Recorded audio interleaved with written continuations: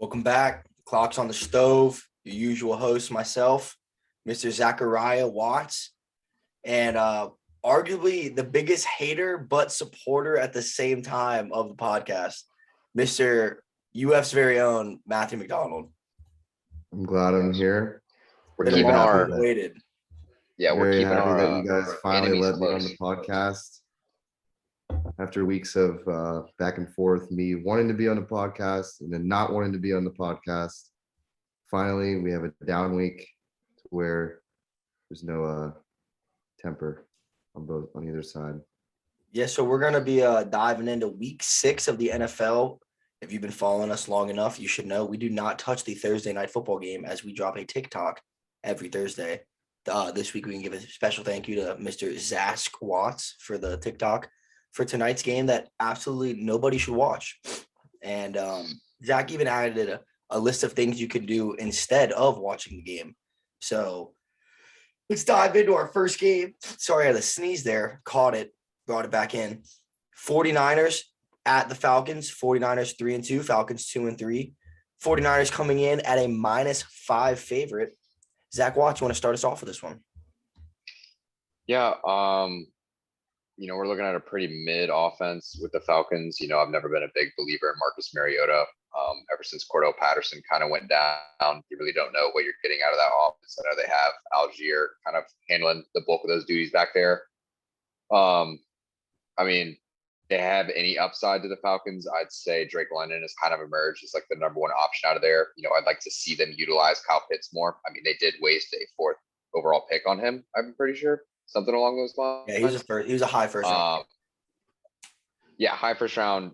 Regardless, their head coach Arthur Smith just obviously not utilizing him how they want to. I don't know if that's because Marcus Mariota just shows limited deep threat capabilities as a QB.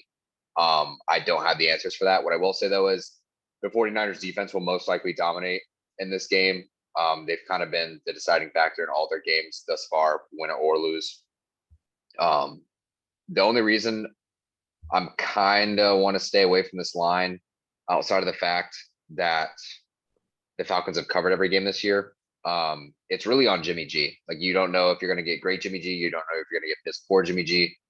But other than that, no opponent has put up more than 20 points on the 49ers. They've played stout defense all year. So it's literally the only way the 49ers don't cover is if their offense doesn't put up over 21 points. And hopefully they do. They should get Debo involved. Hopefully they'll finally utilize George Kittle instead of making him a left tackle specialist. But to play it safe, I'll probably stick with that 49ers -5.5 just to say screw it. Like, I trust them a lot more than I would ever trust the Falcons. McDonald, what are we thinking? Well, I think at the start of the season, first game, I didn't know if the 49ers were going to be how they were the last 2 years. And I think they've proven that they are a good team still. Their defense looks really good. Like Zach said, I think there's going to be 4 more sacks for the 49ers this Sunday against Marcus Mariota, who he's not terrible, but he's not great. Differ. You beg to differ. You don't. Beg to differ. You think he's terrible? I think he's atrocious. I don't think. Yes, he's on the lower. I'm sorry to interrupt you. I don't entirely blame him, but when you're a Heisman when you're a Heisman winning quarterback, and then you get brought in as a first round pick to help quote unquote recover a team and come in after Matt Ryan, who is, I might be incorrect here, but arguably one of the best quarterbacks in their franchise history, he sucks based on those standards. Based on those standards, yes. I think his offensive line doesn't help him. I agree. But he can run a little bit, which is an upside compared to Matt Ryan, right? Who cannot run to save his life. Or walk, honestly. I have a feeling that this is going to be a Debo Drake London show. I just think Debo is going to do better than he has, receptions, yards wise. I think, he's a great player to bet a prop on for receptions and yards, I think, this week. And I think there's going to be trouble for the Falcons, though. I think there's going to be a couple turnovers that are going to pretty much turn the 49ers way and give them an easy cover.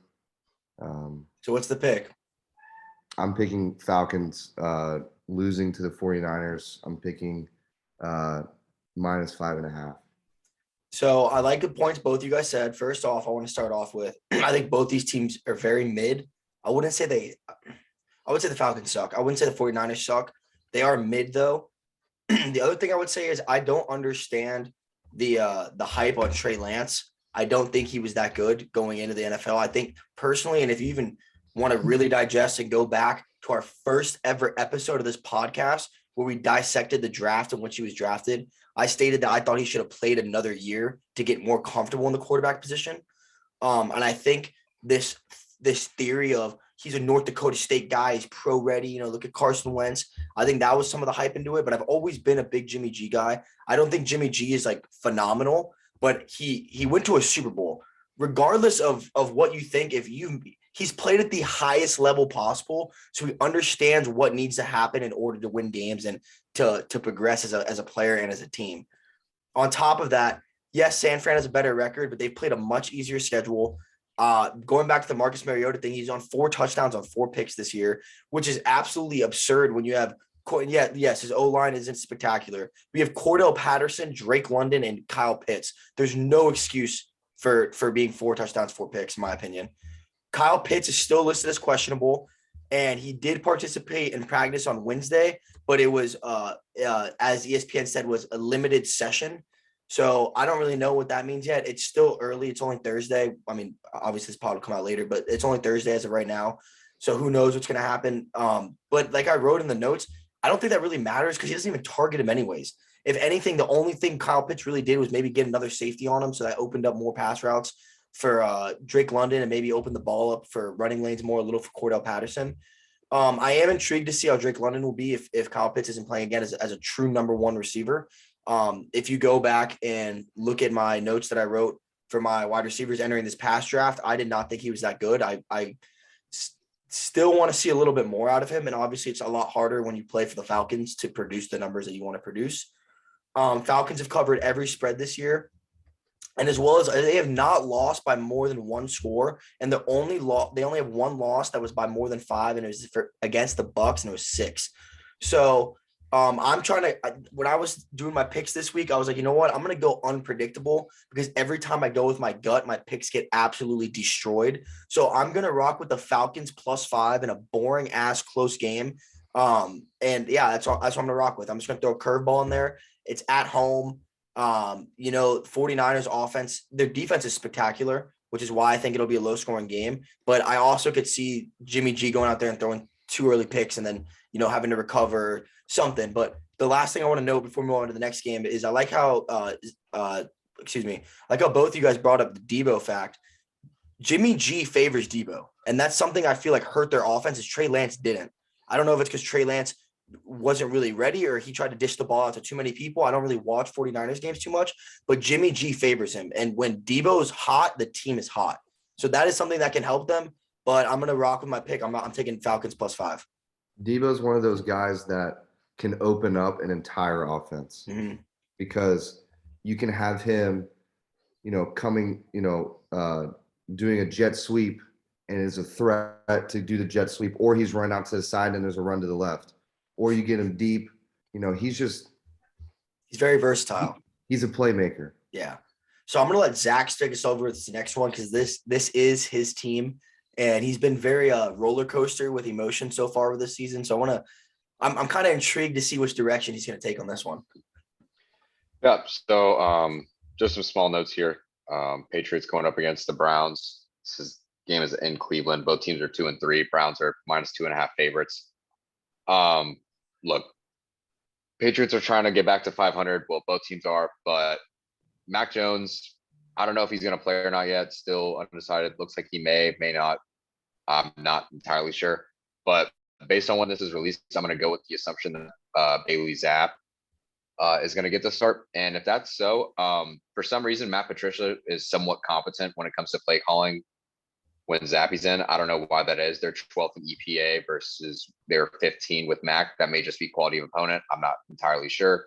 Also unfair to really judge Zappy based off his sole start against the Lions team that Belichick kind of just makes Goff his bitch every time he plays him. I mean, we saw it in the Well, I Super mean, Bowl. also like you got to also remember there's a shit ton of injuries in that Lions team as well. Yeah, but you were playing a lackluster, like rebuild type of Patriots team. Like you're the number one scoring offense. Come on, you can figure it out. You can to get shut out. That's kind of a joke. They pretty much all they did was just butt fuck TJ Hawkinson, and then they were like, "Yo, go figure it out." One thing I want to point out for the Patriots, Jack Jones has been an insane DB. It feels like every year the Patriots let go of like one of the best DBs in the league. You know, they did it with Stephon Gilmore. JC Jackson became the best in the league. They let go of JC Jackson, and now Jack Jones is playing as one of the top DBs in the league. I'm not going to say he's one of the best, but he's playing like one of those kind of guys as a rookie, and it's amazing to see. Where is he from? Where is he out of? I don't know where Jack Jones is from. Arizona. I believe Arizona State. Yeah, just phenomenal. You know, you'd think you'd go away from Arizona State considering you drafted N'Keal Harry out of there, and you saw how that worked out for you. But he's on the Bears now, so I don't really give a shit. But here's why I personally, So you were correct. yeah, here's personally why I think the Patriots have a good chance. Look, I love the Browns rushing attack, but their rushing defense is piss poor. And the only thing the Patriots really have going for them is their rushing attack with Damian Harris and Ramondre Stevenson. You know, Browns right now are 28th ranked in the league with their rush defense. They've allowed over 200 yards in the past 2 games on the ground. You know, they're really not stout in that regard. And if they have to commit to the run that much, you know, Zappy's only been really utilized in the play action game. And what I'm reading is 37.5% of his passes have come off play action. I mean, that's fine to me. I'm sure he can work with that considering, you know, he went his entire college career only going out of shotgun. Yeah. They Another never thing ran the ball when he was in college. Yeah, like insane. Last thing I'll add real quick. Look, Belichick excels at bullying weak quarterbacks. And with Jacoby Brissett being in the game as a former Patriot, Belichick knows his strengths and weaknesses. I forgot he used to be a Patriot. Yes. So what I think is they're just going to load the box, give him a ton of pressure looks where it's going to look like a stacked box. And then on obvious passing downs, they'll look to drop back in coverage, kind of disguise their blitzes, really make Brissett so uncomfortable that he just has to dump it off to Kareem Hunt as much as possible. I'm not guaranteeing a win in any regard. I still try to avoid betting on Patriots games. But, you know, I'll go on a limb and say I'll take the Pats money line here. You know, why not? If I get hurt by it. Not really too upset about it, but that's why I feel comfortable rocking with. Yeah, so I'm going to go off the assumption as well that we're playing Bailey Zapp. Excuse me. I'm going off the assumption as well the Patriots are going to be playing Bailey Zapp. I'm going to be honest with you. Zach and I were talking like when he first went into the game and even going into the Green Bay game, how we both believe that he should have played. And I'm gonna be completely honest. He has not done anything to impress me so far. I mean, he's the leading. He's statistically the greatest college quarterback of all time in statistics, pure statistics. So I was expecting like electricity, like him coming out guns blazing. I don't know if it's due to Matt Patricia. I don't know if it's due to the lack of weapons. I don't know what it is, but he's not really done much. His only touchdown against Green Bay was a delay of game that wasn't called. And then, yeah, you look at the game against the Lions, but he put up a 24.6 QBR. He didn't really like Zach said, he just used play action. Like he didn't really do much. I also agree. All the teams the Pats have lost to have been good, and they've kind of, I mean, besides a blowout, they've kind of been pretty decent in all their games. You know, it's just Pats football. They slow it down and make it boring, and other teams fall into the lure of that slow football. I'm gonna go against you though, Zach. I do agree the Browns rush game sucks ass. The Browns rushing defense sucks ass, but their rushing offense is arguably one of the best in the NFL right now, and it's extremely diverse, and they utilize it so well with Kareem Hunt and Nick Chubb. As you know, they can both catch and both run. So it's not like some of these other dual running backs where it's like, all right, he's in the game, it's gonna be a pass, he's in the game, it's gonna be a run. It really keeps defenses on their toes. I do expect the Patriots, like you said, to attack Jacoby Brissett, and this is why I think you're going to see Amari Cooper rise to the occasion. I think that he's gonna have to carry the load of getting Brissett comfortable and getting him out of these sticky situations in which the Patriots defense are going to try to cause him in. I think it's going to be a very boring, low scoring game. As honestly, almost every Patriots game kind of is. I'm going to take the Browns minus 2.5. And let's hope Nick Chubb keeps being Nick Chubb. He's on my fantasy team, and goddamn, that man's been eating this year. Yeah, I agree with Grayson that the Patriots' 3 losses have been to 3 good teams. Does this mean that the Browns are a good team and are going to beat the Patriots? I don't think so. I think the Patriots are going to come out of this not because of Bailey Zapp, not because of the Patriots offense or their defense. I think it's going to come down to Bill Belichick versus Kevin Stefanski. And Bill Belichick is the greatest coach in the game right now, right? I mean, this man is going to figure out a game plan to stop Nick Chubb and Kareem Hunt from going off, which is, Nick Chubb's going to get his. Nick Chubb's going to get 100 yards. He's going to get 100 yards. He's going to get a touchdown. But if that's all that he gets, right? That's a win. That's a win. Yeah, exactly. I'm thinking like 17-10. Very boring game. It'll 100% be a boring ass game. And I will say, since the Browns dominate the run game so much, it opens up a lot of things for Jacoby Brissett when they do play action. So you could be right with Amari Cooper. It could be David Njoku. I forgot about Njoku, yes. David Njoku has been getting targets past 3 games. He's had 7 or more targets. So I think it's going to be actually a good game. It may be low scoring, but it's going to be a good game to watch. What's the pick, Matt McDonald? Pass money line, plus 126. All right, our next game. The 3-2 Jets going to Lambeau Field to play the 3-2 Packers. Packers coming in at a minus 7.5. Now, if you would have asked us before the season what you thought about this game, I'd have been like, all right, I don't even care to talk about it. But it's kind of intriguing right now. And for some reason, the Jets have been having the teams of New York have been having some magic in their favor this season. Don't know why. Don't know what it is. I've never been big on the Packers, ever. I've never really thought they're that good. And I'm going to even kind of go out on a limb here and say I'm kind of an Aaron Rodgers hater.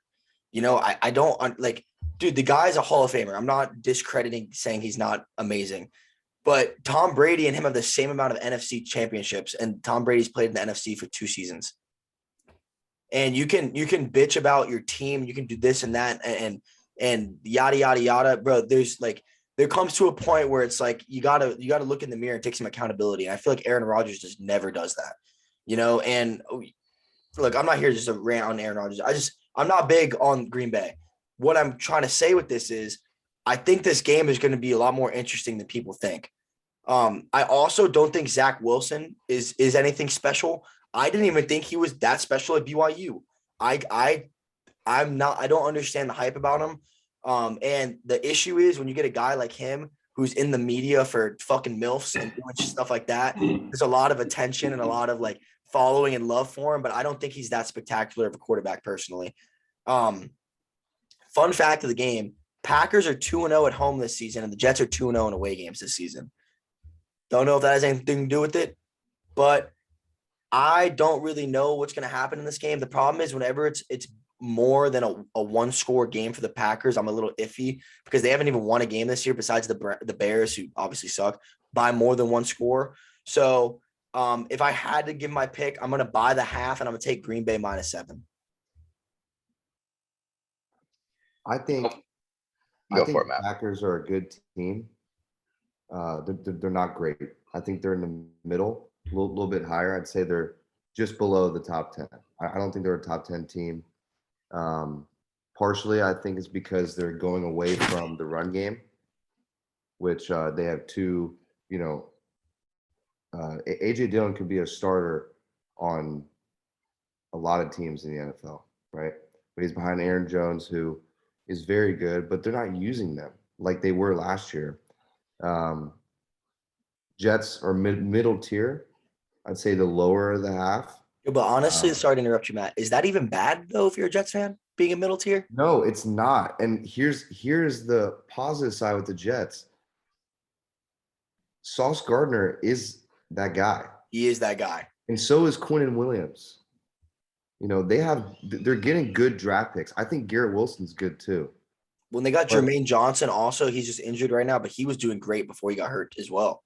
And this could be a hot take, but I wish that Joe Flacco was playing in this game. I'd be way more confident saying Jets plus 7.5 if Joe Flacco is in the game, solely because he gets the ball to his wide receivers. Mm-hmm. If you look at the first 3 games that Joe Flacco played in, and then the last 2 games that not Garrett Wilson, Zach Wilson played in, every single wide receiver has gone down in receptions, down in yards, and they're more favoring Breece Hall than anybody when Zach Wilson's playing.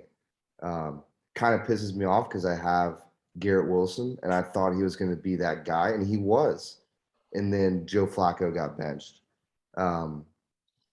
If Zach Wilson can get the ball to his wide receivers, and if Breece Hall keeps doing what he's doing, I have no problem with the Jets plus 7.5.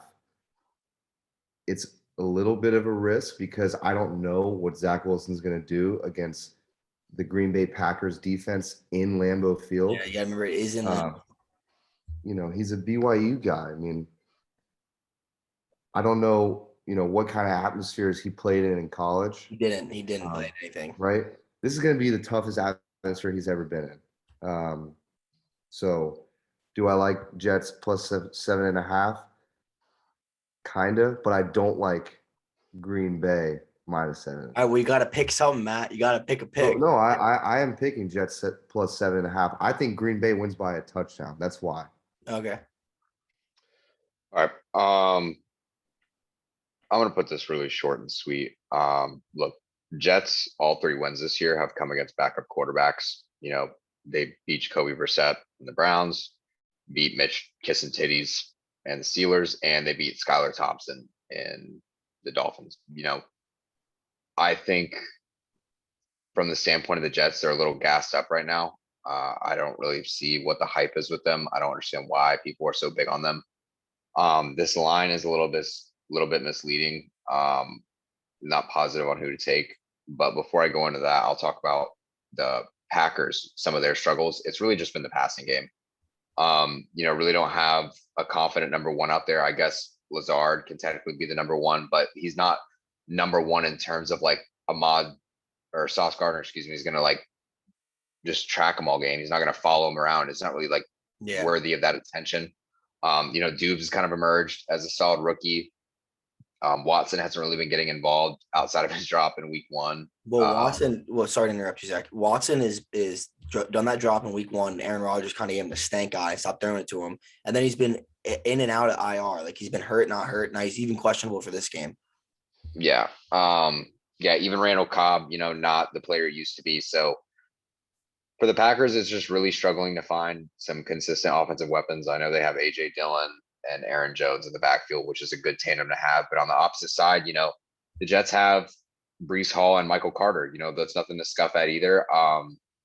I will say, though, I am going to take Green Bay minus 7.5 merely for the fact that I think it's in Lambeau. And even though 2 of the 3 wins for the Packers this season have come by 3 points or less, I think this is the game they need to wake the fuck up. And the reason I say that is because I still view them as a playoff team, but the only way I'm going to view them as a playoff team is by burying the teams they're supposed to bury. And this is a game they have to bury their opponents. It's in Lambeau. You're at home. You gotta put the work in. Is this their third home game? Third home game, because the one against the Giants was in London. Okay, I'm not really counting that as a home game, but look, last time they played at home, that was against the Bears, or was that in? Yeah, they're 2-0 at home. That's all I know. Yeah. Who it was against.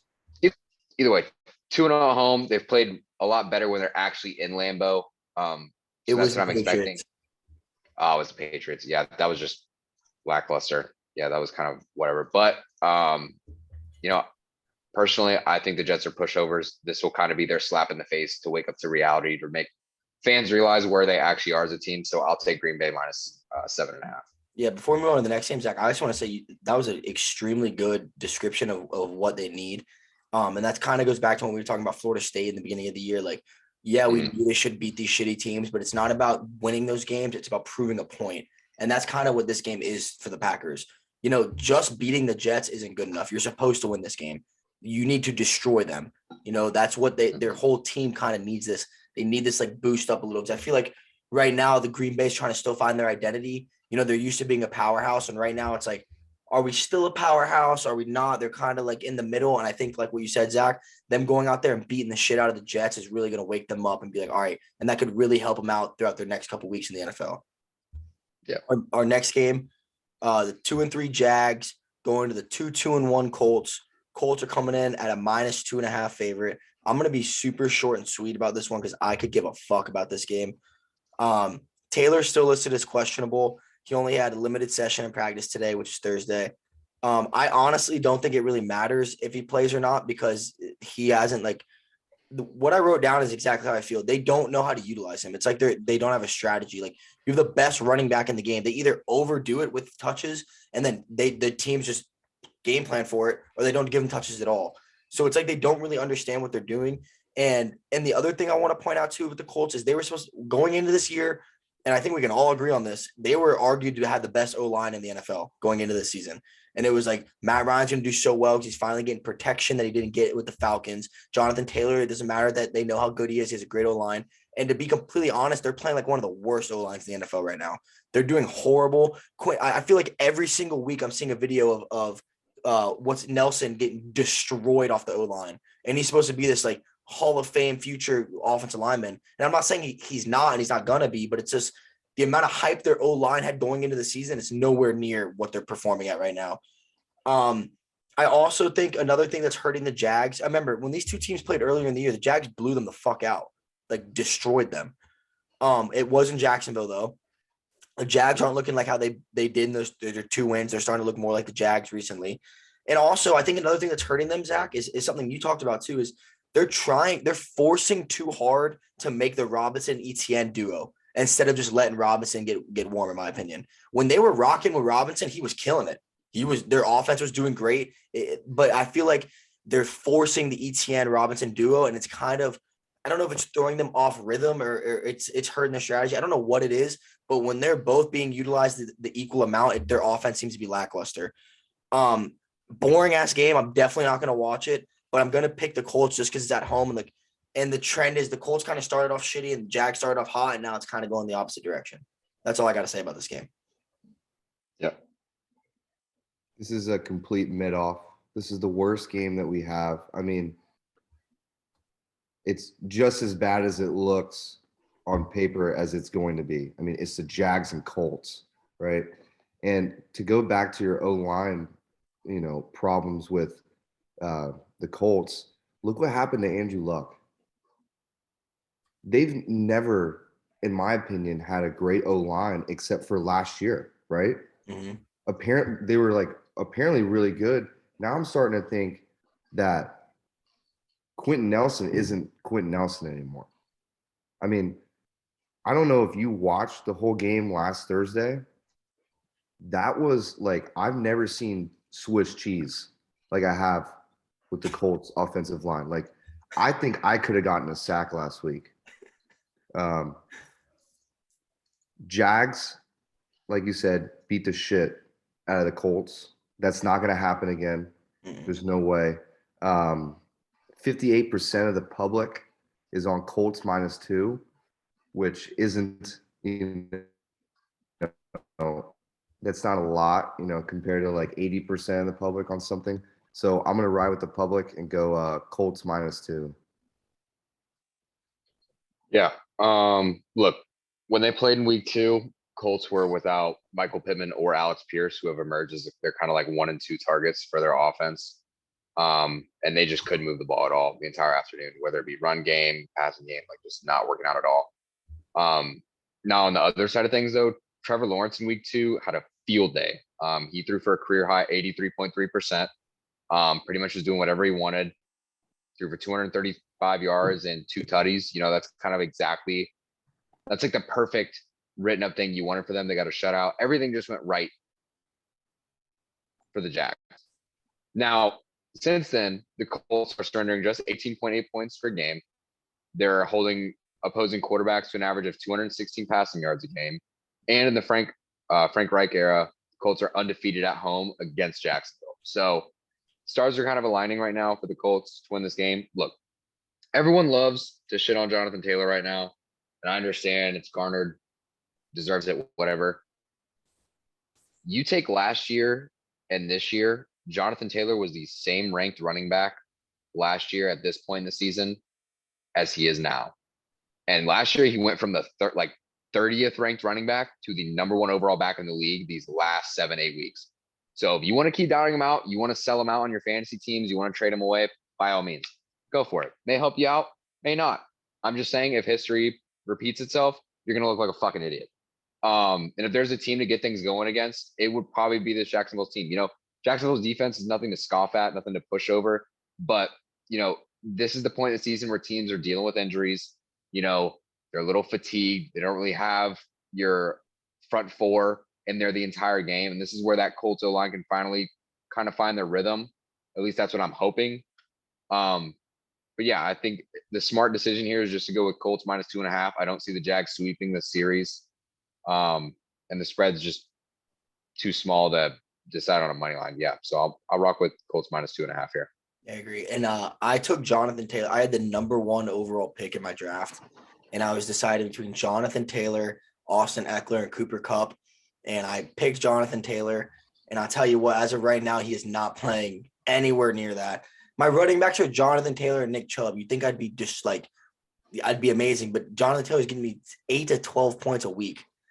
It's Imagine just. if you picked Eckler. Yeah, I know. Kupp, honestly, Kupp should have gone number 1 in every league. Yeah, I agree. But, like Zach said, I am rocking with Taylor. I do think he can develop it and get there. And I don't think it's entirely his fault. But we're going to find this is I think Zach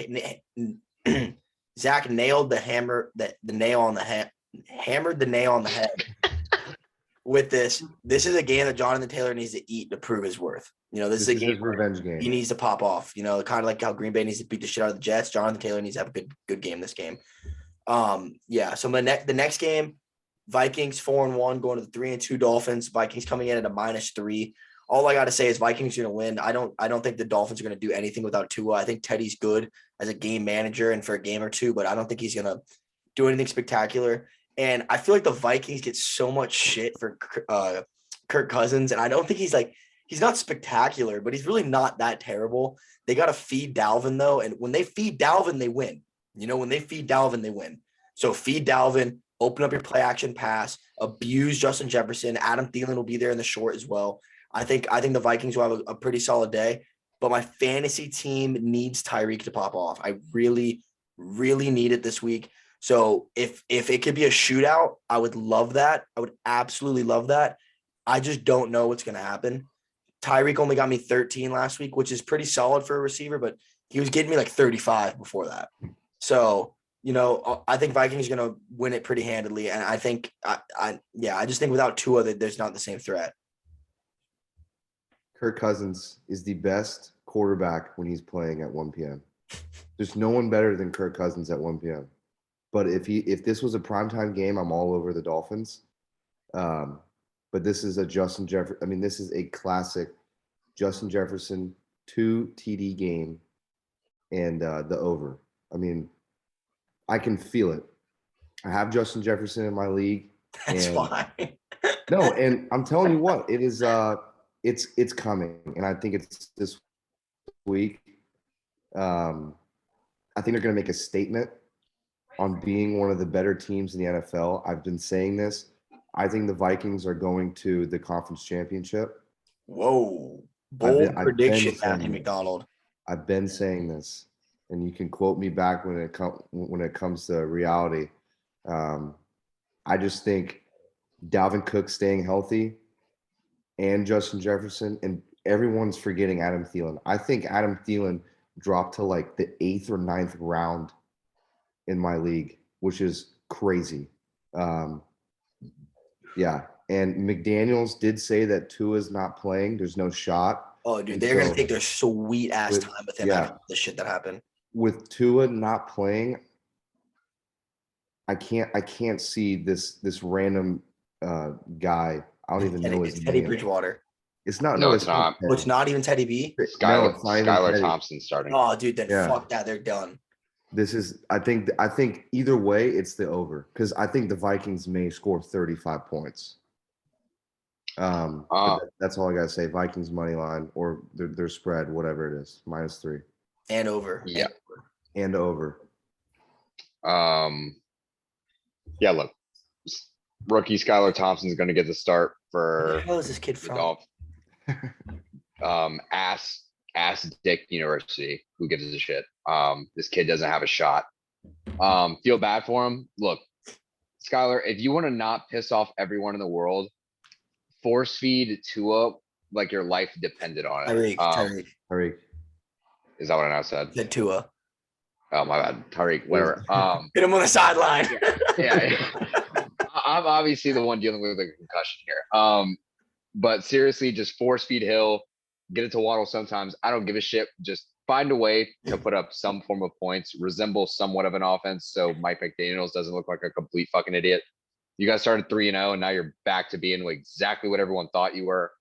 But look, Dolphins defense has allowed the 4th most points in the NFL this season. They're dog shit at it. They just can't play it. Mike McDaniels only cares about offense. It's the only thing he's ever cared about.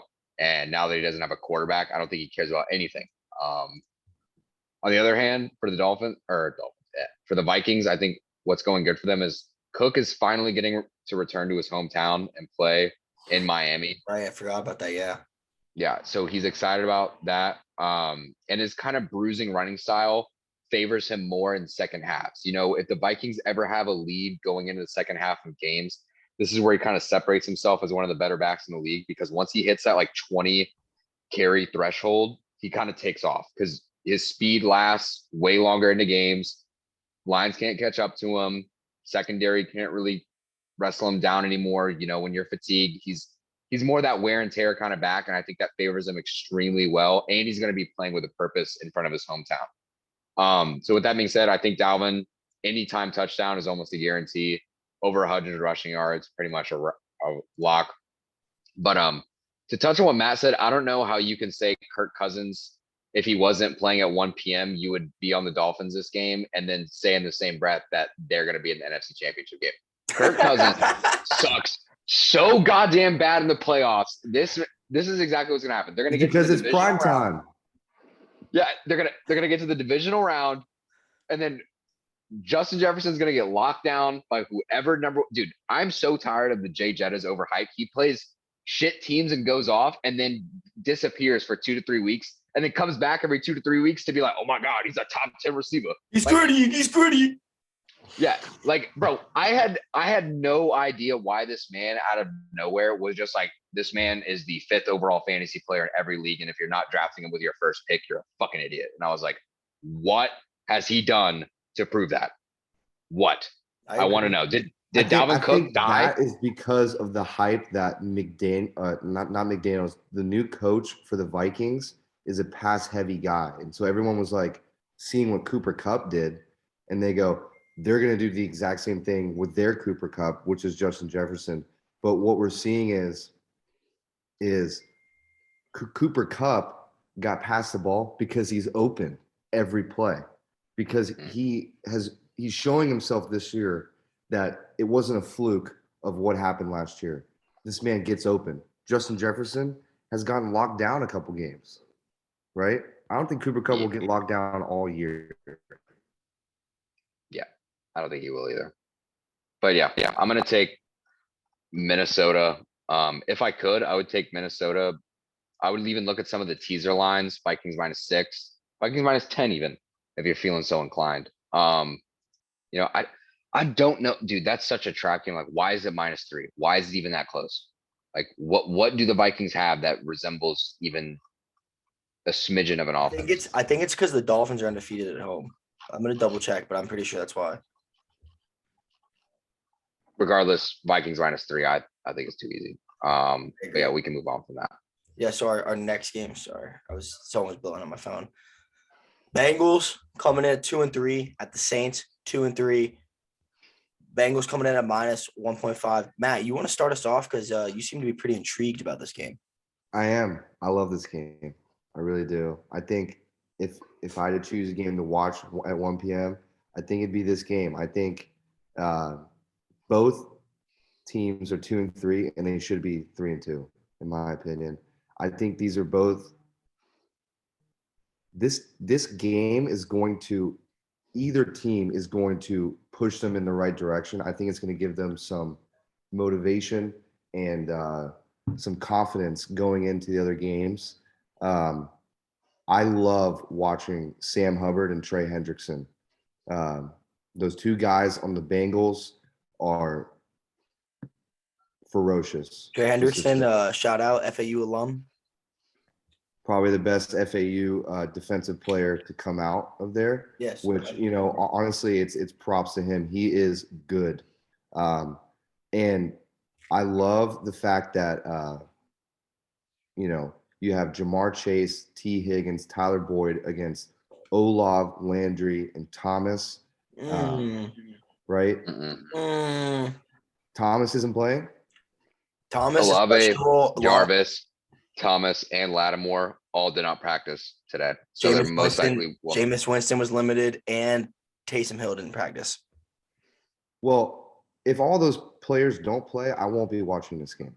yeah, obviously. I don't know if anyone will be watching it. Cole Joffrey will be watching it. Shout out Cole Joffrey. I have a question for you guys. Have you heard Tyrann Mathieu's name at all this year? I've only seen him get penalties. I thought the Saints were going to be disgusting on defense. And besides the Bucs, have they looked like a great team on offense? On defense? No. And did they even look that great on defense against the Bucs, or did the Bucs offense look like shit? I think it's both. I think I know we'll touch on the Bucs offense soon, but we always know that the Saints and Bucs go back and forth. But I thought the Chiefs were idiots for getting rid of Tyrann Mathieu.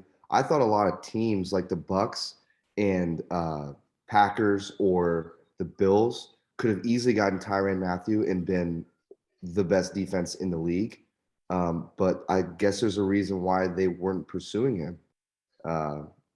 Just haven't seen anything. And then the big question today is Taysom Hill going to do what he did last game?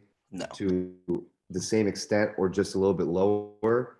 Or is he just going to flop like he has the other 3 games that he's played? I think this is a coin flip of a game. But when I flipped the coin, it said Bengals money line. So that's what I'm picking. I was big on the Saints going into this year. I even told Zach that. I was like, dude, Jameis fixes his interception problem. They got a very good defense. They gave him great weapons on offense. Like, I was really big on them. And then I don't know if I kind of want to say it's injuries was the reason why. I mean, Jameis, like we said, Hill didn't practice. Olave didn't practice. Landry didn't practice. Michael Thomas didn't practice. And Jameis didn't practice. Like, that's their whole freaking offense, dude. So I'm going to rock with the Bengals -1.5. There's just too many injuries and what ifs for the Saints that even, let's say that all those guys do play, they're not 100%. You're not getting the same Olave, and you're not going to get the same Taysom Hill. You're not going to get the same Jameis, especially when they're concerned every route they run or every snap about getting hurt. You play different when you're worried about getting hurt, so I just don't think – I think the Saints season's kind of done. I don't see anything coming out of them. They'll probably beat the Bucs because they always take one from them somehow, but I like the Bengals in this game. Also, before you go, Zach, I'm sorry. How hilarious was it in that interview of Joe Burrow and the guy coughs and he got scared? It's like the O-line is giving him PTSD of freaking everything. Happens. Look, I'm gonna keep this short and sweet. Y'all pretty much touched on the points I was gonna bring up. Taysom Hill is not gonna have a back-to-back performance like that. They'll probably be more catered around his performances, so they'll be able to stop him. We talked about the injuries for the Saints with Olave, Jarvis, Thomas, and Lattimore all being non-participants throughout practice this week. You know, we really don't know the safety of those guys and whether or not they're going to be able to perform to their fullest capabilities. As for the Bengals, though, look, this is going to be pretty easy. Joe Burrow is finally returning to Louisiana. He's back in his own college town where he won his Heisman, where he's played his best ball at. It's time for him to regain some momentum. I think Zach Taylor has kind of fucked over this offense in regards of trying to overcomplicate things. You know, I think he's taking too deep of a dive mentally into what this Bengals team needs to be doing. And what actually needs to be happening is he needs to be like, hey, Joe, see Jamar Chase over there? Throw him the fucking ball, you idiot. That's what needs to happen. I don't give a shit if you have to throw it out of your hands in 1 second. If you see the lines in front of you, say, fuck it, Jamar down there somewhere, and heave that bitch. Yeah, that's what's gonna happen. Because guess what? If you do that, Jamar 9 times out of 10 is gonna have an over 100-yard receiving game, probably get a tutty or two, and end up walking away from this. This is Jamar's probably biggest breakout game of the year, in my opinion. I see them getting back in stride. They're gonna go back to that playoff team they thought they were. And that's kind of how I see it going down. I don't think the Saints really Zach, and to support your case with Jamar Chase, also real quick, I just rhymed right there by accident. Marshawn Lattimore's not playing, so that's what I mean. They're not even going to have a number 1 corner on Jamar Chase, who's arguably one of the best receivers in the league. Yeah, but Bengals -1.5, easy. I'm taking a lot of away teams this week. Pretty bold on my part, but at the same time, I don't care. Play good football, home or away. No matter what we pick, our picks are gonna get fucked. So yes, you're gonna experience this very harshly, Matt. Your first two are gonna hit. I am the like, Kirk Cousins. Yeah. I am the Kirk Cousins of NFL picks. I will go 8-8 every week. Yeah. Every week. Dude, Matt, you're gonna feel the experience, bro. Like when you don't come and say your picks on the show, you go like 100% every time. And then as soon as you say it on the pod and it's like out in the air, God's just like, fuck you. Like you just get fucked every fucking week. Dude, I I picked every game last week, spreads, and like 10 for like 1,500 or something like that. And missed only the Seahawks game. Damn. Well, I hope that same luck for you for this week, brother. Yeah, so I just did the same thing. I was like, what's obvious? I'm just going to pick the opposite. Right? Well, I'm glad you said that. That was the 49ers. That was the most one obvious one that I picked. That was the most beautiful transition you could have ever had for me going into this next game. What's obvious, I'm going to go against it because in this Ravens 3-2 at the Giants 4-1, Ravens coming in at a -5.5. I'm doing exactly just that, Matt McDonald, and I'm give me the Giants +5.5. Okay. It is way too obvious that the Ravens are a better team than them and the Ravens should kick their ass, which is why I think the Giants are somehow going to pull this out. And what I wrote on here, which is exactly how I feel, the Giants will get outplayed this entire game. Like if you watch the stats and look at the box score, you're like, holy shit, the Ravens are playing so much better football than them. And somehow the Giants will win because that has been a trend for both of these teams this year. The Ravens are outplaying everybody and losing games, and the Giants are getting mollywopped and somehow winning games. So I'm going to take the Giants +5.5. Yeah, I sound stupid as shit. I'm going to rock with it. On top of that, the Ravens have only had 3 out of 5 games. Even if the Giants lose, Ravens have had 3 out of 5 games be one score. So even if they win, I could see it being by a field goal. So I'm actually pretty confident in this. Shout out Dane Belton, Clocks in the Stove athlete, been destroying it as a rookie this year, which is unbelievable. Love the kid, so proud of him. Give me the Giants at home, coming off a big win against Green Bay in the UK. Giants +5.5, man. Me or you, Zach? You got this one. Giants again are not favored. I don't know what Vegas is thinking. Like, I don't know what they're like, when they have their meetings of, hey, what are we going to put them at or whatever. They never want to favor the Giants, but they're 4-1. And Saquon Barkley is performing well every single week. if Saquon keeps performing, Daniel Jones is going to have wide receivers open. And I don't know why I like Daniel Jones. I'm for real. I think Daniel Jones is a great running quarterback who I saw some passes last week that I go, he's got a good arm and he's accurate. If they had, like, let's say Odell comes back, I mean, they could actually be a really good team this year. They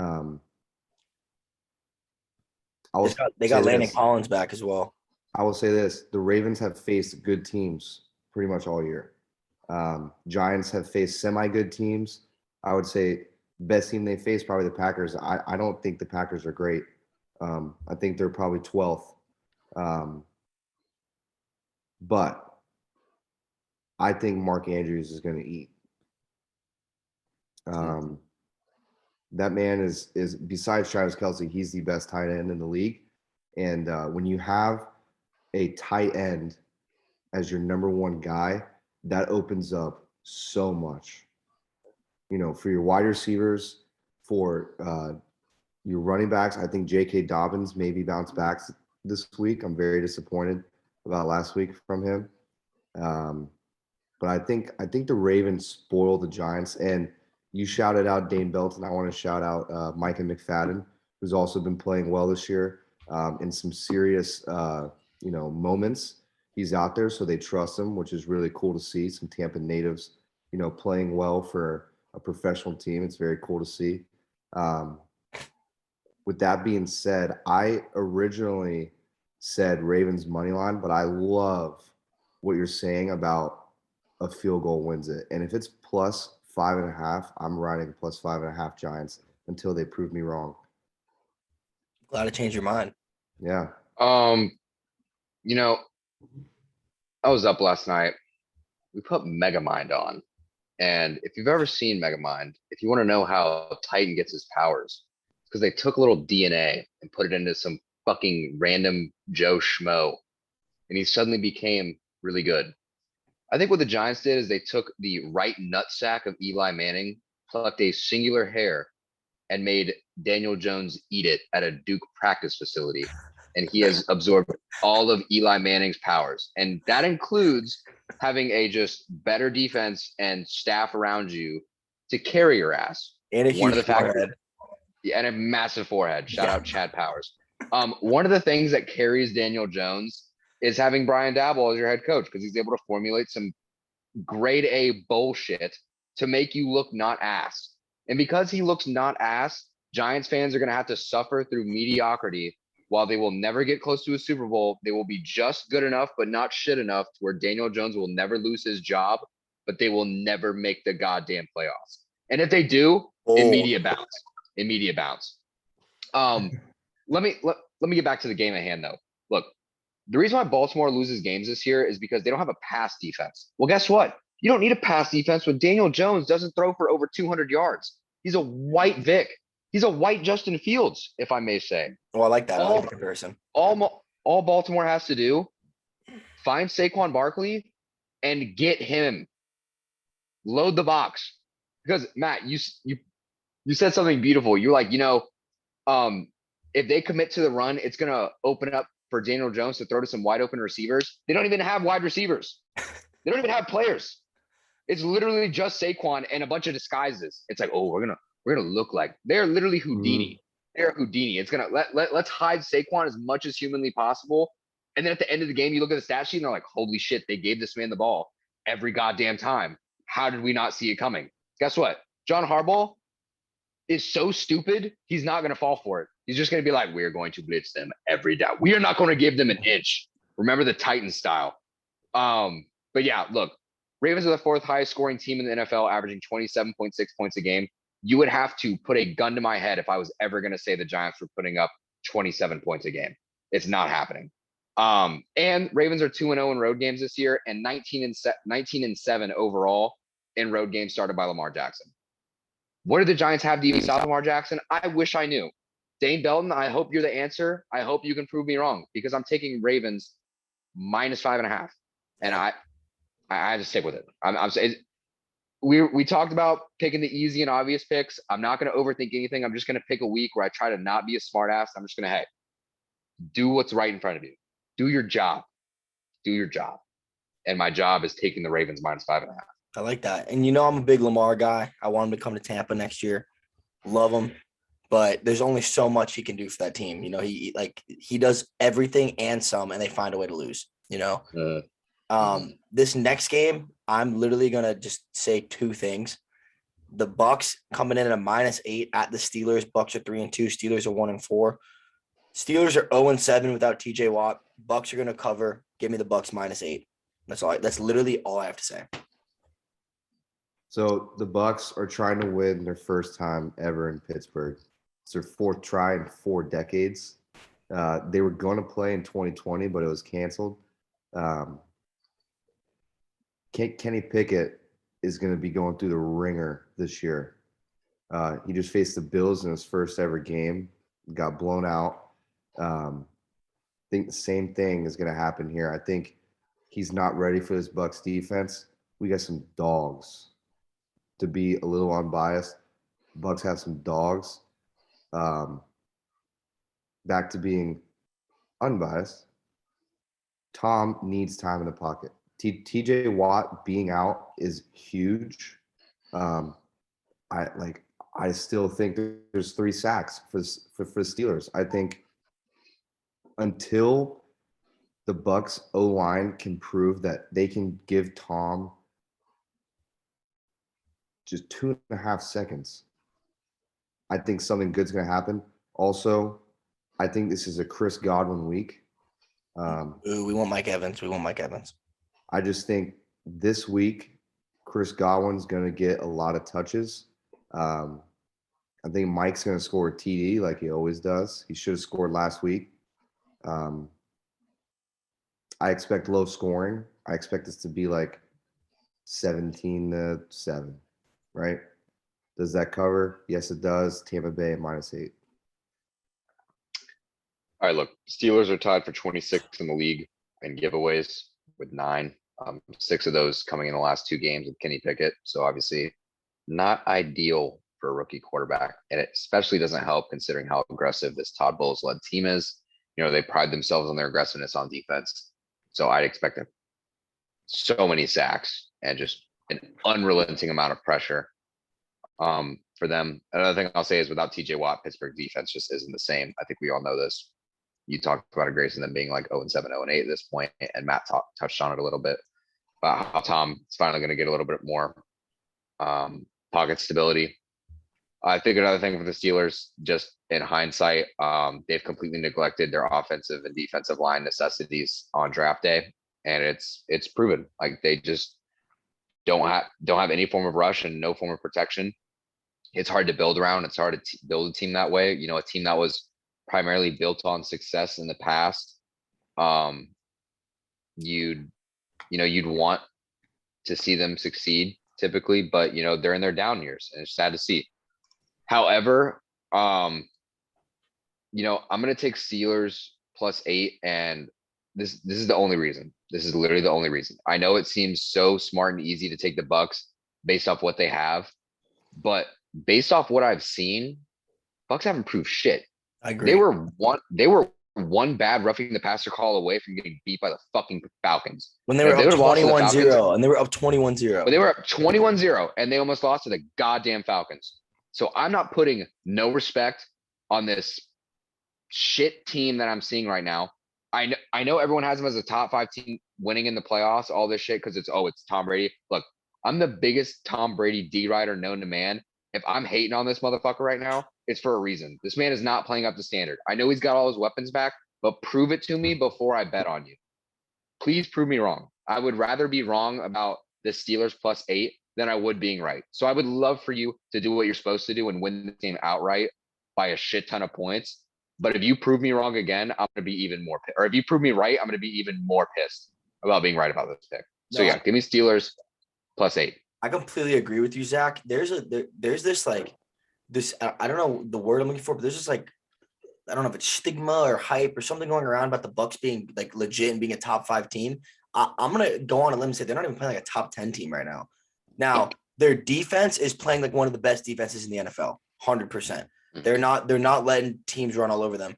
But the problem is their offense is playing like dog shit. Leonard Fournette's getting negative yards. Tom Brady's not hitting anybody. When you're going 3 and out 8 drives in a row, yeah, your defense is going to get scored on. That's just how that works, you know. And I think that's really hurting them. And they're relying too much. When they won the Super Bowl, their defense was gross, but they didn't rely on their defense. They let their defense do their thing, and their offense helped them out. It was a mutualism. Right now, it's not mutualism. Okay. Right now, it's the defense having to do everything, and that only lasts so long. And I don't know if it's the divorce. I don't know if it's the poor O-line. I don't know if it's a poor play calling. I don't know what it is, but this offense needs to fucking do something. And I don't know why every time I go on my social media, it's like the Bucks are number 5, the Bucks are number 4. No, they're not. They're really not. They're not. They haven't done shit. And this game for the Bucks is the same game for Green Bay and the Jets. They need to beat the shit out of the Steelers to prove a point. And I agree with Zach. They have not proven any. They haven't blown anybody out. They haven't blown a single team out yet. So I'll say this. I am still going to rock with my. I'm sorry, man. I'm still going to rock with my -8 Bucks. But I do agree with everything Zach said. They haven't done shit to be considered a top 5 team other than having Tom Brady. Zach said something about how the Steelers neglected the offensive line in the draft, right? And defensive line, I guess, which they don't really need help if they have TJ Watt. I think this year, more than any other year, I have noticed that teams who win Super Bowls and teams who go to the playoffs year after year, what do they have? They have a really good defensive and offensive line. It is won in the trenches. I mean, 100%. I don't know why everyone just doesn't pick O linemen and defensive linemen in the first round. Like if I was a GM, I don't give a shit who is my cornerback or wide receiver. I'm focusing on my offensive line and defensive line before anything else. I mean, I could have Davis Mills as my quarterback, but if he has the best offensive line, we're gonna 10 seconds. We're gonna win games. No, I completely agree. I think at the highest level and even in college, it comes down to the trenches. If you have the best offensive line and you have an NFL caliber average quarterback, running back, and wide receiver, listen, there's still NFL caliber talent, but you're giving your running back holes this big and you're giving your quarterback 8 seconds to pass, your offense is going to produce. If you have the best defensive line with average caliber NFL corners and linebackers, your D line is going to stuff all the gaps on runs and they're going to get to the quarterback in 2 seconds, which makes the DB's jobs and linebackers' jobs easier. But for some reason, we live in this world where people only give a shit about flashy players. And you see it year in and year out in the draft. They only care about quarterbacks because they're getting all this media attention. They only care about this. They only care about that.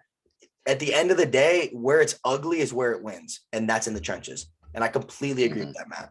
And Bucks got really unlucky at the start of the season, in the preseason. I mean, what is it? 3 of their offensive line got hurt at the start of the season, right? Ryan Jensen's gone, right? Is it the whole season?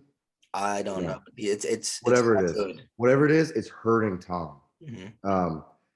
You said, I don't know if it's a divorce. I don't know if it's, the offensive line. I think more than anything, it's the offensive line and him getting used to where the holes are compared to what he, knew where to, when he drops back and he comes forward, he knew where to go. Now he's like, he's not used to it. The divorce may have something to do with it.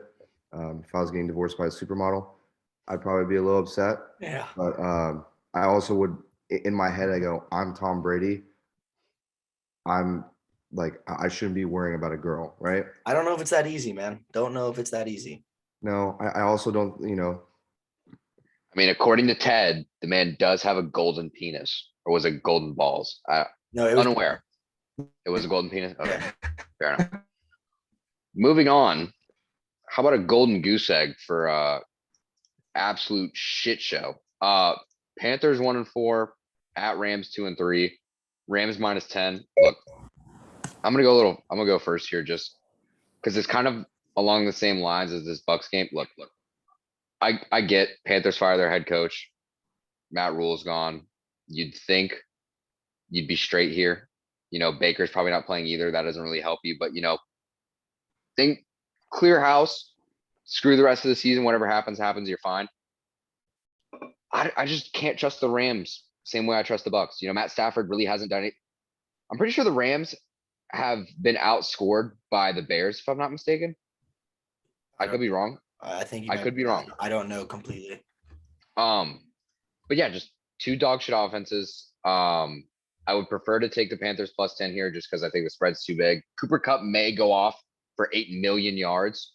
And I don't care. Whatever. It doesn't really impact me. From the Panthers side of things, though, can you tell me a more overhyped team coming into the season than the Panthers? You're like, oh, you're going to get a pissed off Baker that's got something to prove. And, he's actually got weapons in DJ Moore and Robbie Anderson and all this. He's got a healthy Christian McCaffrey. Oh, my God. Dog shit O-line. Defense projected to be one of the best in the league before the season. You had Brian Burns, who was a dog. You have JC Horn, who's like emerging. He's a dog right now. Dog. Yeah. Emerging as a true dog. Like, you have a lot of weapons and you just don't do anything. Like, it sucks to see. I will say though, I'm so happy for them that they got Matt Rule, but at the end of the day, it's their fault. It was your organization that decided to pay a head coach that had never coached a game in the NFL, a 7-year contract, and now you're paying him $40 million to sit his ass on the couch. Why? What did he prove to you? Why didn't you go out and try to sign Eric Bieniemy? The Chiefs offensive guru who's proven in the NFL. I would have loved to know. You could have gone the route of taking another Patriots coach, despite not having any, but you could have taken a Patriots coach and just tried to do the Patriot way if you wanted to, but not. You decided, let's take a risk on a guy who spent 1 year at Baylor. Yeah, he was a head coach at Baylor for 2 seasons, and he was a head coach at Temple for 3 seasons. And this guy wasn't even at a Power 5 school, or like technically Power 5. His NCAA record was 47-43 and 1-2 in bowl games. I swear to God, if the Panthers don't trade Christian McCaffrey and save this man's sanity, I'm going to lose my shit. I need to see him on a playoff caliber team. Send Christian McCaffrey to either the Dolphins or the Bills. If he goes to I think the Bills want Saquon, I think. I think the Bills should go for Kareem Hunt and get him at a low cost. I say because Singletary's not doing terrible. Look, Singletary's not doing bad, but if you want to compare him to Christian McCaffrey, look, you give Josh Allen. Oh, okay, I'm not doing that, Zach. I'm just saying he's not bad. Yeah, I know, but you have the cap space and the picks to do it. You don't really need draft picks. You get a receiving back that can do that much for you. You can literally just run an air raid offense. Screw Sean McDermott. Hire Mike Leach to run that goddamn team. They would never need to run the ball ever. Ever. But yeah, give me Panthers plus 10. I'm done shitting on the city of North Carolina or the state of North Carolina. So I was going to go with Panthers plus 10, and my reasoning was, they fired Matt Rule. There's this weird trend in the sport of football where when you fire a coach, the team does better right after. I feel like that's like a history thing. Also, I felt like, the Rams don't blow anybody out. I think they're extremely overrated. And I think Matt Stafford, everyone shits on Matt Ryan for being washed. I think Matt Stafford's just as washed. I don't know why. He has double the weapons and he's playing like shit. The thing is that's making me want to go back on this pick is I do not know who's going to play quarterback for the Panthers because Baker didn't practice today. Sam Darnold's on IR and Matt Corral's on IR. So who the hell is going to play quarterback? So Christian McCaffrey. Honestly, if he does, I would take Panthers plus 10. I would. But I was going to take Panthers plus 10 just due to the fact that I literally don't know who their quarterback is. Oh, I know it is. Who? I know it is. Is it PJ Walker? If it's PJ Walker, I'm taking Panthers plus 10. PJ Walker. Give me PJ fucking Walker. It is PJ Walker. It is PJ Walker. Give me Carolina plus 10. I like PJ Walker Hell a yeah, lot. baby. Give me Carolina plus 10. So my original thought today was exactly what you guys were saying. Rams don't look good besides Cooper Kupp. Panthers, they fired their head coach. That usually puts some fire in the team, and so somehow they win, right? But I told myself, like I did last week, going with my gut, and then I'm doing the opposite. And so Panthers fans, I don't know if you guys travel well, but I don't know how many people are going from Carolina to Los Angeles. It's a home game for the Rams. I think Matt Stafford is going to have a breath of fresh air. You know, he's been playing some team where, you know, he's getting sacked. You know, like I said, offensive line, terrible offensive line. He's getting sacked all the time. But like I said, also, Cooper Kupp cannot get locked down and will not get locked down. I really I'm going to do it. I'm going to place Cooper Kupp 2 touchdowns, Justin Jefferson 2 touchdowns this week. That's a lot of juice. It probably will go to like plus 1,000 or something like that. Panthers are a joke, in my opinion. With Baker, I don't know who this PJ guy is or I whatever. like PJ Walker a lot. If Baker was playing, I would say Rams have 4 picks tomorrow. But like I said, my original thought, Panthers plus 10, going the opposite, Rams minus 9.5. I'm buying half a point. I think they'll win by 10. I had Fair something to enough. say and I just completely blanked out. Oh, Matt, you're talking about it being a home game. Bro, you act like LA fans even go to LA games, bro. When they played the Cowboys, they had to do a silent count in their own stadium. All right, but the Cowboys travel well. It doesn't I don't know if the Panthers fans are going to travel well. regardless of travel. Don't act like LA has a good fan base. They're probably the shittiest fan base in sports. Yeah. I agree with you on that. But like I'm saying is, I think it's more of Panthers fans not traveling well compared to Rams fans showing up to their own home team. I respect that. Our next game. Anyone else have anything to say on that game? No, but I do have something to say about the Seahawks. All right, you start us off, Zach Watts. So Cardinals going up to Seattle, take on the Seahawks. Both teams are 2-3. Cardinals are 2.5 point favorites in this. Look, I'm going to keep this short and sweet just because I only have one thing to say about this game. Geno Smith. Put some respect on this motherfucker's name. This man's been in the league for so long. When he was announced as the starting quarterback, no one said, "Oh, good for Geno Smith. You know, he's got the starting job." People were like, "Oh, they traded for Drew Lock and he's not even good to win the starting battle position." It wasn't that Drew Lock wasn't good enough to start the starting battle position. Geno Smith said, "I'm tired of this shit." He said, "Everyone has written me off for so long that I ain't even go right back no more. I ain't going right back, baby." And if I don't know about you, I was seeing the videos of the passes he was making last week against the Saints. This man was on, like, if Tom Brady had intercourse with Michael Vick and had a love child, that is what Geno Smith was last week. That is what I was witnessing. I was witnessing the second coming of Jesus on that football team. Look, this may go down if the season finishes as it is now. This may go down as the biggest fleece in sports history for that Broncos Seattle trade, because you gave away Russell Wilson, got so much in return just to take 32-year-old Geno Smith and make you look even better than you did when you had him. So because of that, I'm going to take Seattle money line. Fuck the 2.5. I don't need it. Kyler Murray, you're a midget. It's probably a COD double XP point weekend. So go get on COD. I hope you never win a game of Warzone, you pathetic loser. Learn to read a defense. Maybe they should incorporate some Call of Duty challenges where you can read a playbook, because the man is looking like Jamarcus Russell. Dude, nothing nothing reminds me more of Jamarcus Russell than Kyler Murray, because the fact that they don't trust him in doing film, they had to put a film incentive in his goddamn contract because they were that positive he wasn't going over film. NFL starting quarterback. An NFL starting quarterback. You know what they did to Jamarcus Russell? They gave him a blank VHS and they were like, yo, tell us about the film. And he came in and he was like, oh yeah, they were doing this. They're like, dude, we gave you a blank film and you couldn't even put it in. That's Kyler Murray to me. And how do you trust a man that wears an all green suit with platforms?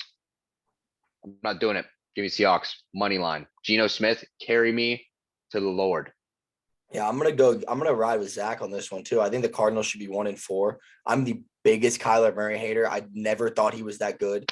I like Cliff Kingsbury as a dude. I think he's a cool ass guy. I think he's a shitty head coach. He never broke 7-5 at Texas Tech, and then somehow gets fired. Dude, this is how insane this is. This is how the NFL makes no fucking sense. He doesn't break 7-5 as a head coach in college football once. Okay, gets fired as head coach and then gets hired as an NFL head coach.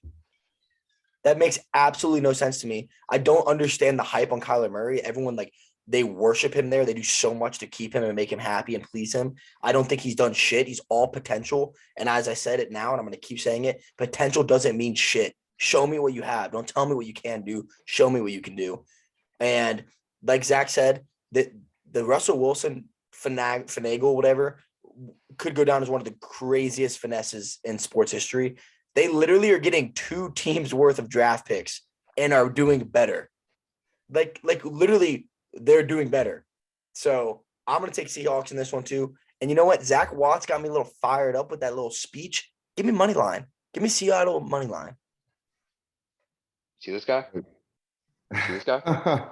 Dude, that is the greatest photo of all time, by the way. That is the greatest photo of all time. Cornball. Every single time I see it, I die laughing. So you said you have one name, and I knew Geno Smith was going to be him, but in my head I go, Kenneth Walker.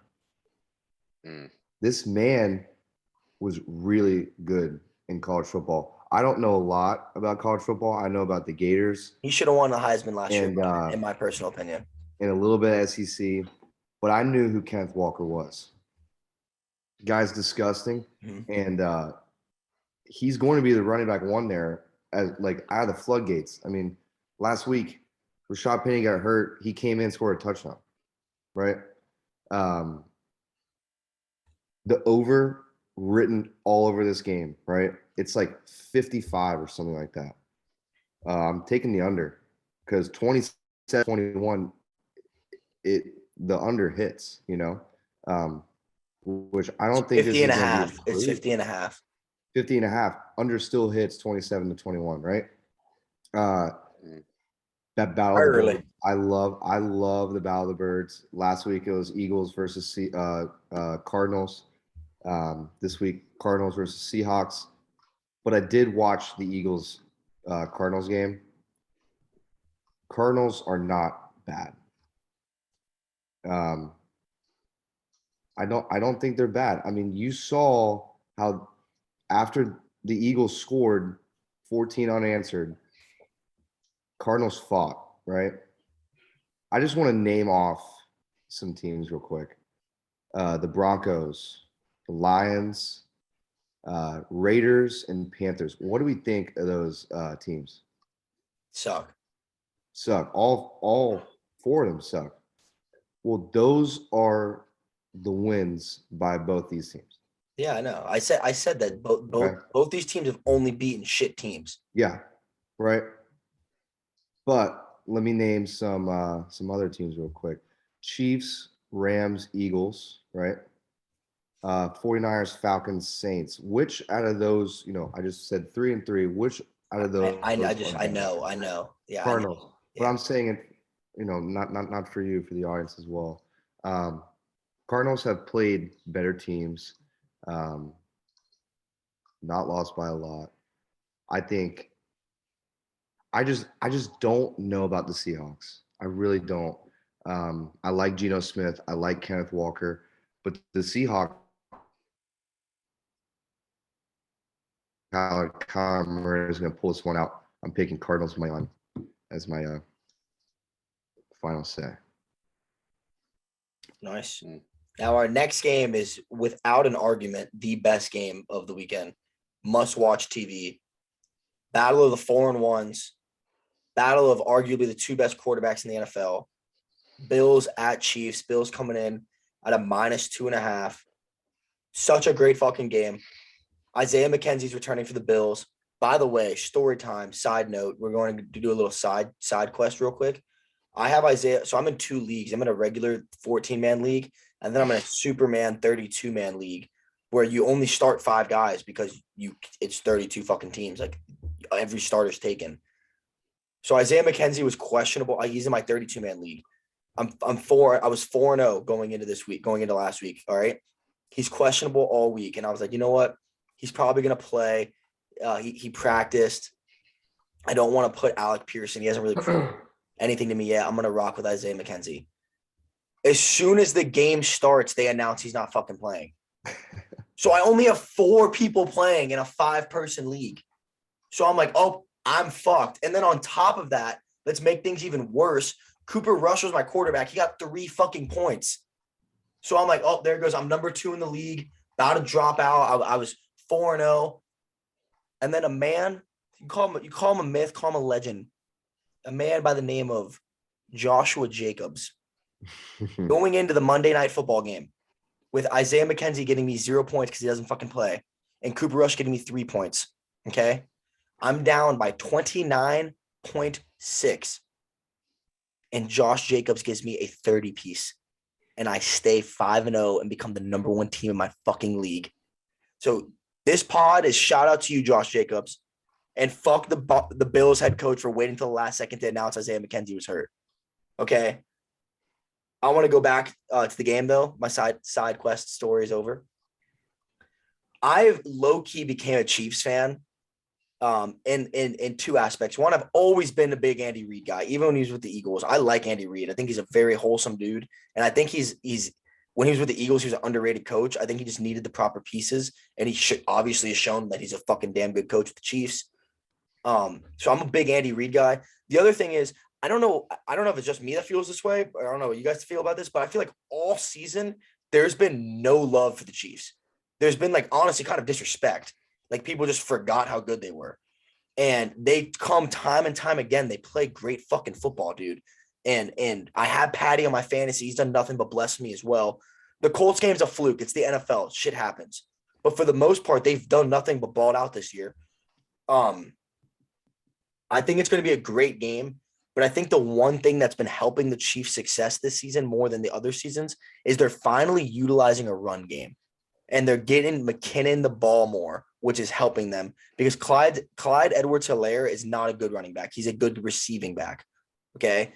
Utilizing McKinnon. Fun fact about McKinnon, by the way, if we're going to dive into my college football knowledge, played at Georgia Southern, in which he saw snaps at quarterback, fullback, running back, and wide receiver. So he is about as utilized as you can get. Okay. So I think using him helps get a lot of pressure off of Patty and off of Kelsey, which makes their offense that much scarier. I think it's going to be a great fucking game between 2 extremely talented teams, probably 2 of the best teams in the NFL. But if I'm going with my gut, sorry, my dog is going crazy right now. If I had to go with my gut and I had to pick, I'm going to take the Chiefs -2.5. It's at home, and they've been playing nothing but beautiful football recently. Fair enough. I don't know why this is not the Monday night game, by the way, before you talk, Zach. It's because of the rivalry with the Dallas Eagles game. Well, no, I'm Yeah. saying Monday night.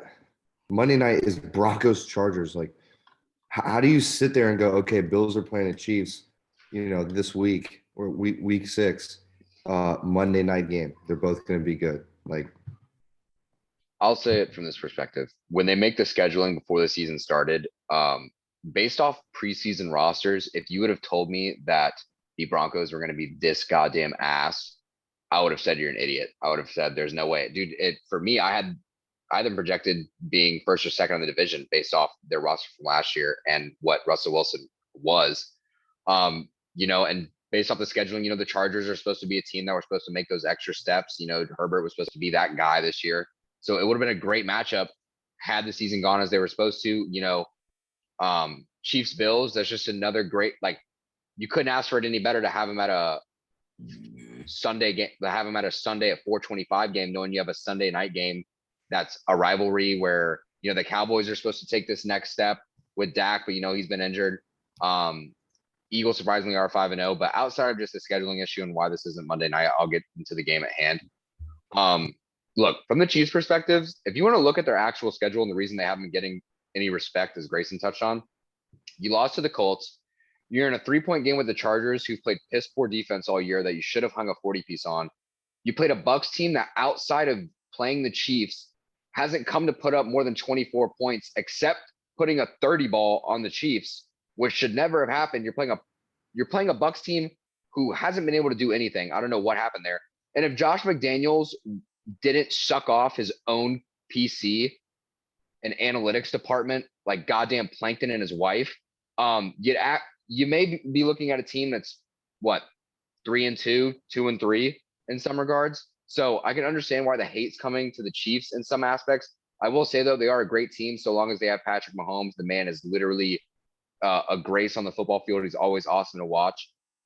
Grayson talked about the emergence of McKinnon in the backfield. I think he's way more of a power back than Clyde is. I think you should bring Clyde into the game, kind of how Washington uses him. Kind of how Washington uses McKissick. Only have Clyde in for passing downs and targets to eat up targets in that regard. He's great in the passing game. He runs great routes. He's open in that regard. But to be honest, when you have him on the field, he can't run in between the tackles. He doesn't have the strength to break those D linemen. He's not going to be able to run over anyone in the secondary. But what I saw out of McKinnon, that man is a machine. That man is a workhorse. He has plenty of stamina. He has plenty of strength. He can juke, stiff arm, truck. He can do whatever it takes to get the yards he needs. That's what you want to see to have opposing defenses respect your run game enough to where they have to commit to it. You saw how successful he was because Travis Kelce ended up having 4 touchdowns in the red zone because they were so committed to the run that deep on their own goal line that they had to commit to the run. And that's why Kelce was left open. In regards to the Bills, though, and this is why I'm going to take Bills minus 2.5 here. Look, Bills are one of the best teams in the league.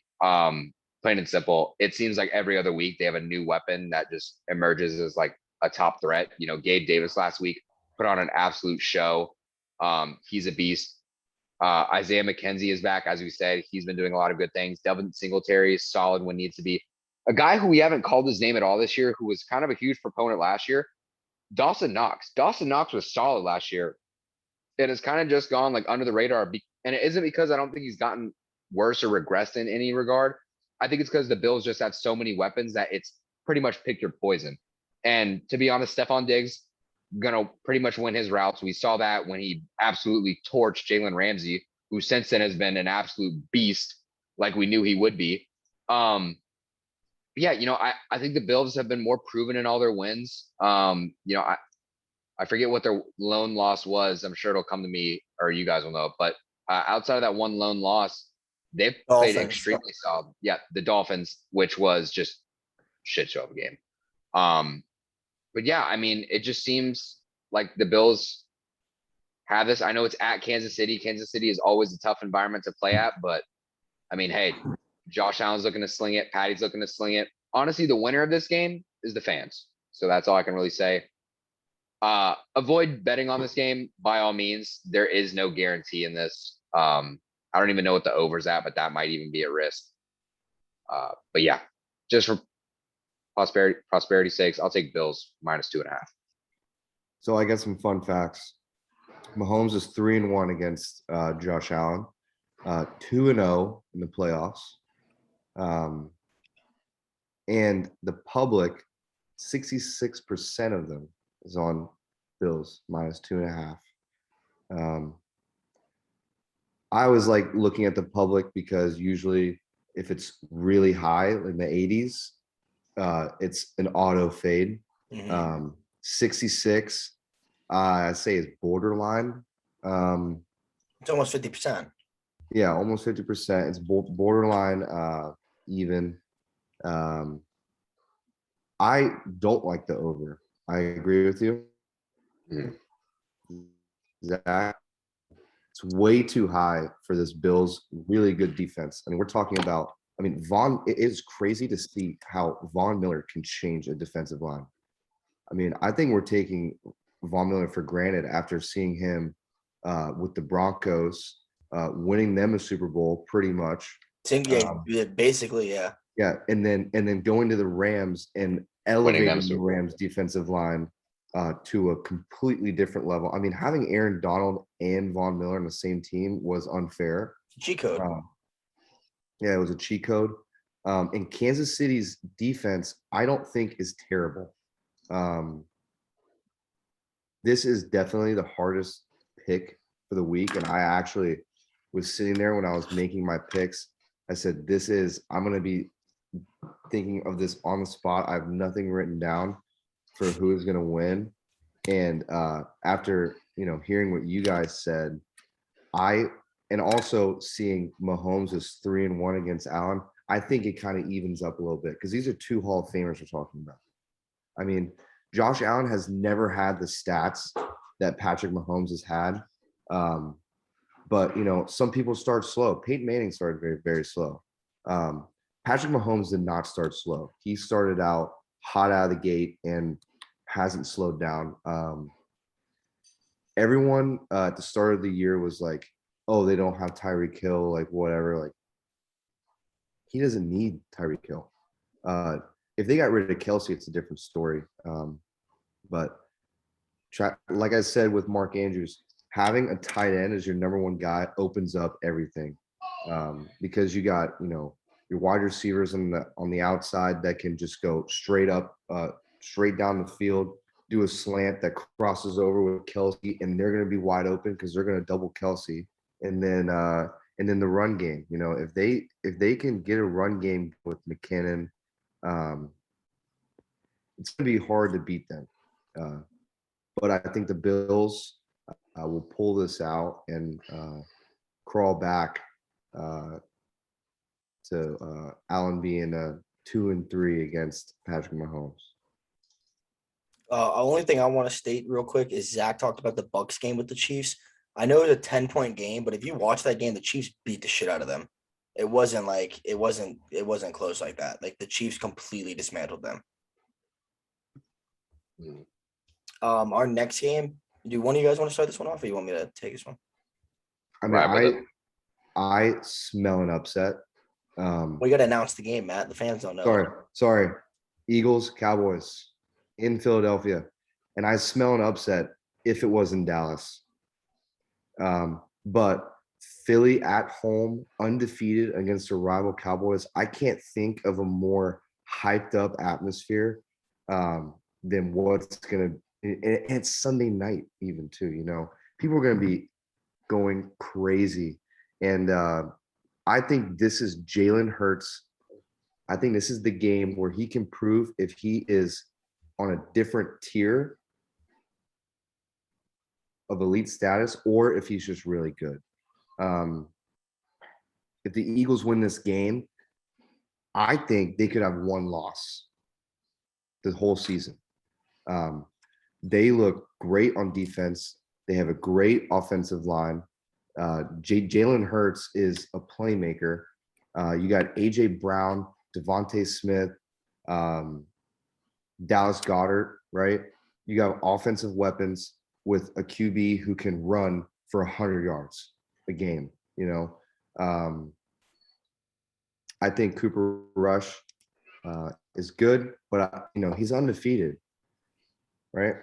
I think this is his first loss. I think it's going to be very hard to go into Philadelphia with that atmosphere Sunday night, undefeated for the Cowboys, to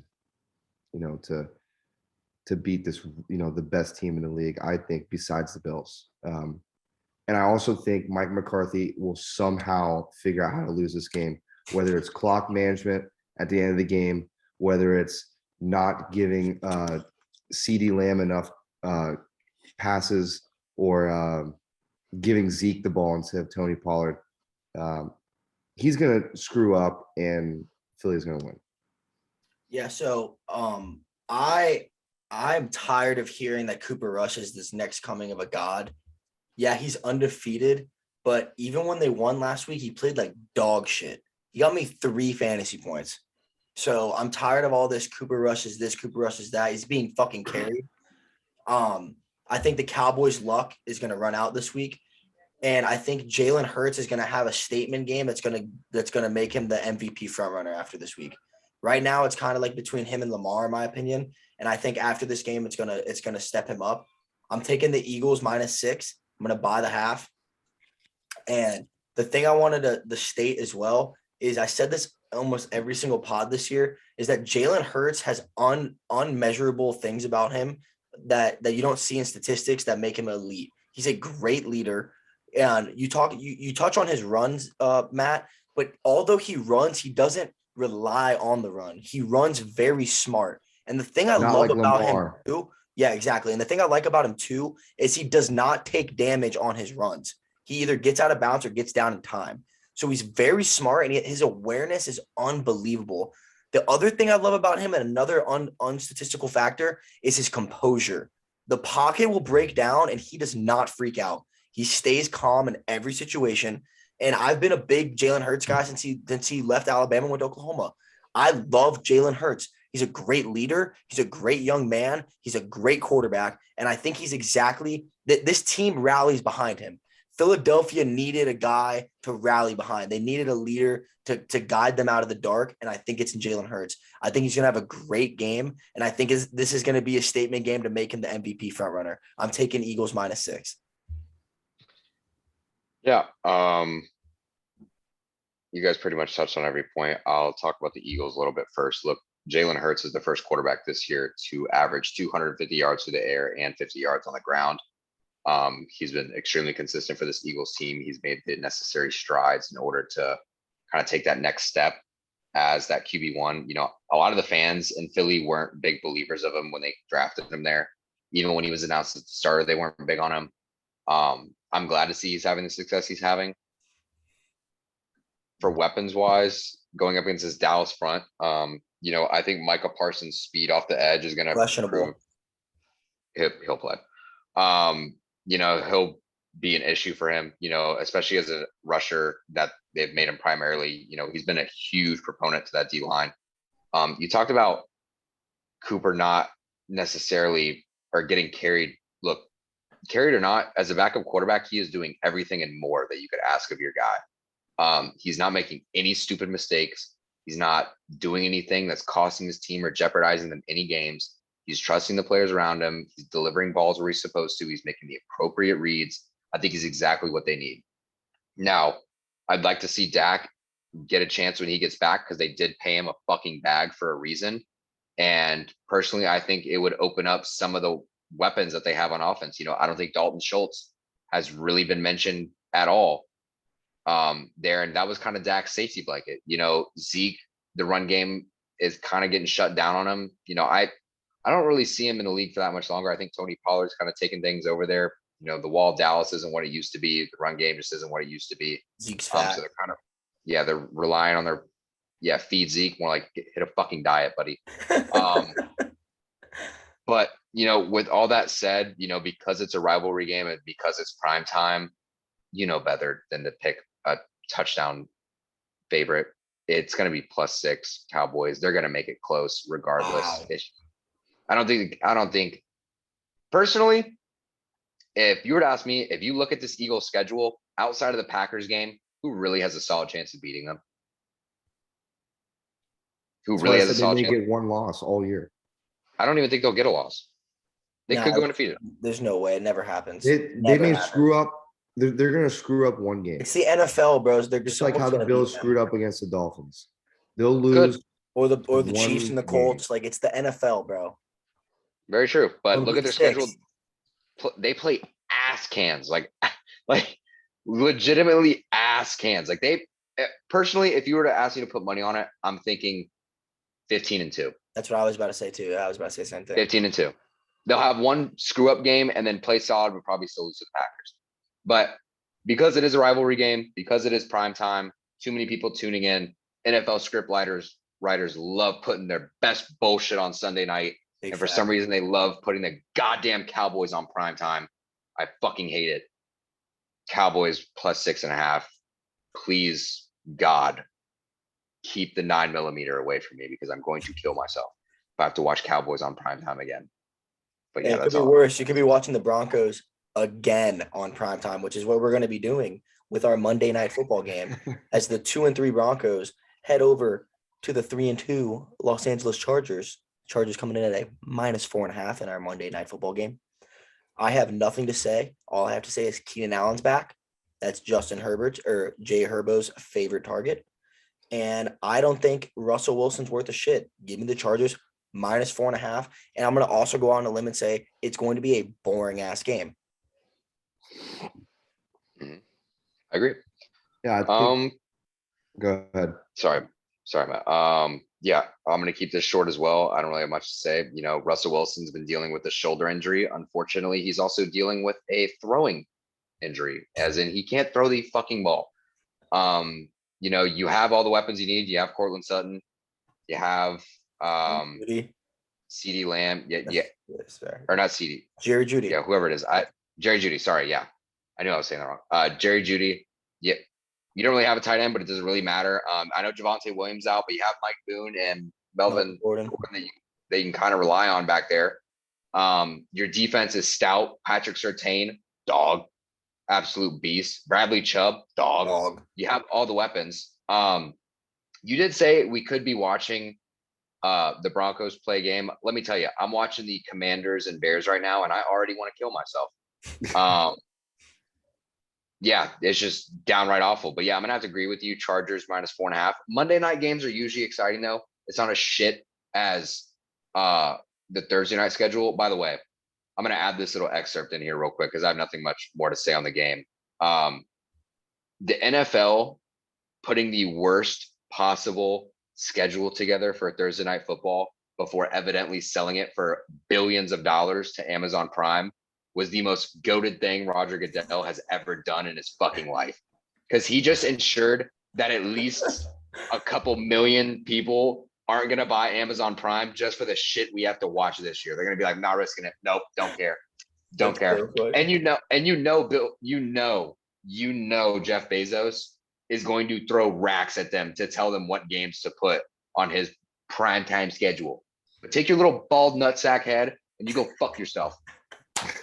You bring in, you're ruining the game of football. I don't need you to do what Rob Manfred's doing by putting your 1 p.m. time slot games for playoff games. I don't need you to make your Thursday night games on only your little streaming service. Well, guess what, buddy? I legally stream all my football games, so you can't fucking stop me. You can't stop me. That's the American dream. We legally stream our football games. We get shitty pizzas from Publix, at least down in Florida we do. And by God, we drink piss beer every fucking weekend. So fuck you, Jeff Bezos. That's my closing statement. And you're going to be my meme cap, you bald little shit. I don't know how I can top that. I will say Russell Wilson is one of the most cocky quarterbacks in the league for being this religious man. Pretty sure it's a sin to be like really cocky. I feel like it has to be.